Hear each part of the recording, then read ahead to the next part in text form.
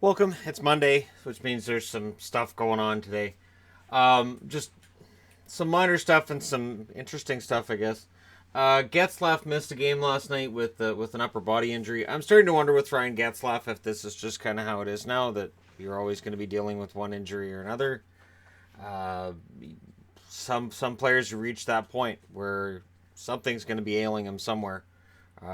Peter Forsberg being a good example of that. When he's in the lineup, he can score. He's great, but there's no telling how many games he'll play or for how long. Brendan Lemieux faces a hearing today for the high hit that he committed on Trocheck in the game on last week. I believe it was Friday. Anyways, so the hearing will be today, and I'll be interested to see what happens there. And of course, there'll be a video when or if there's a suspension. And we can talk about whether or not this has anything to do with reputation preceding him.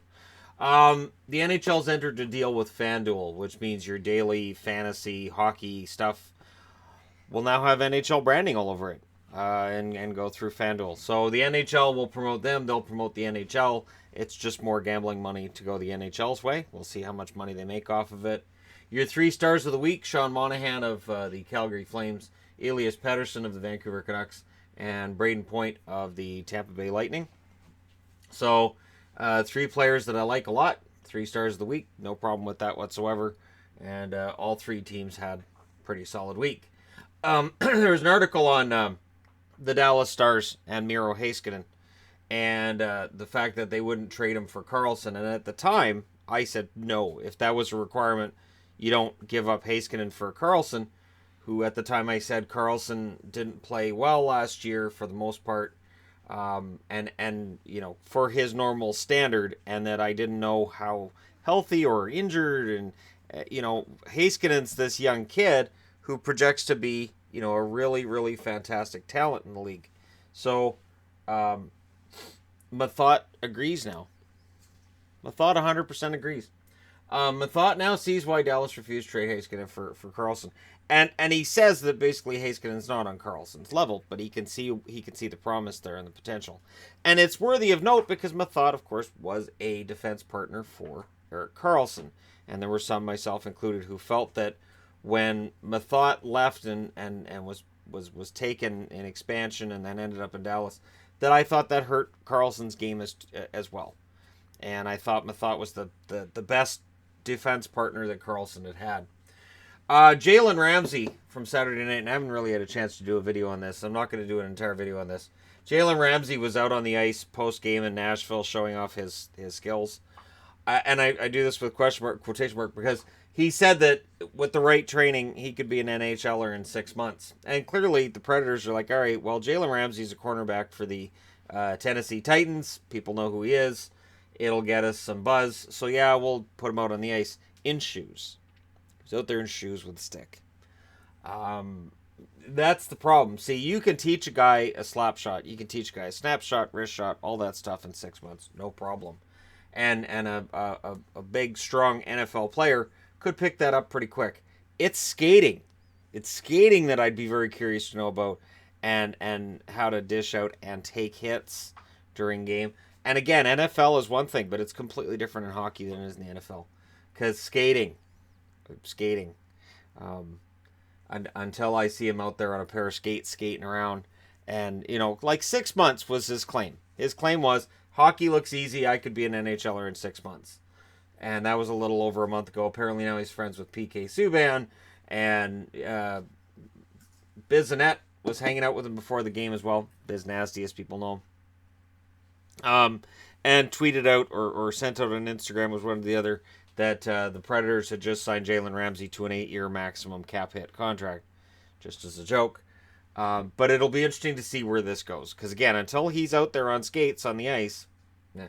The other day, Bobby Orr said that he thinks a lockout's coming. I think a lot of us expect one, because we haven't seen the NHL avert one in a very, very, very long time. I'm more optimistic because I think the issues that they're disagreeing on are so minor compared to previous lockout issues that I think they can hash this all out and avoid a lockout altogether. Unless the owners come out and go, well, we've spent too much money again, we got to claw back everybody's money. If they do that, then yeah, I could definitely see a lockout or a strike. I think the players might be ready to do the whole strike thing. But I hopefully this doesn't happen. But I think all of us expect it, and we're all hoping it's something that we look back on and say, we were just paranoid. EA, NHL 19. If you have it, they've released Digital 6 in HUT. It's like reimagining all of the classic original 6 jerseys, but they're ugly. The Montreal one is just hideous. And they all, what drives me nuts about it is this. First of all, it's only in HUT, so you have to go online, and I'm guessing you have to pull them out of packs.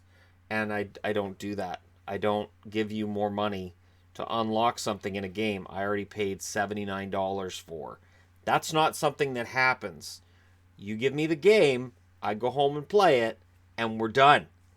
I don't want to have to go to you and say, hey, it's not like you buy a car and it's like, I happened to notice when I got home, there's no muffler. Yeah, that'll be extra money. And then you get it home and then, that's weird, there's no hubcaps. Yeah, those are extra money too.